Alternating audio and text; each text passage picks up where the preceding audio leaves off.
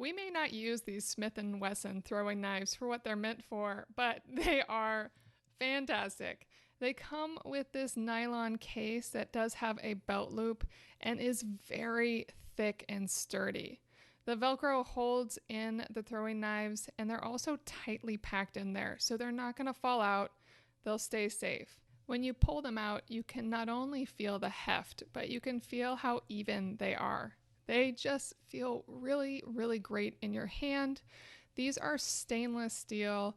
They will last forever. These well-balanced knives will have you feeling confident and ready when you want to use throwing knives. Now, I do want to point out that we use these rather unconventionally. We actually use them as tent stakes most of the time, and that is why they're covered with so much mud. We use them as tent stakes because they are very easy to slam into the ground, and they have all the holes for us to hook our tents to. And then if we need to, we always have a throwing knife accessible. So they certainly can serve multiple purposes. They're easy to slide right back into their bag, and even without the Velcro strap on, they're not going to slide out.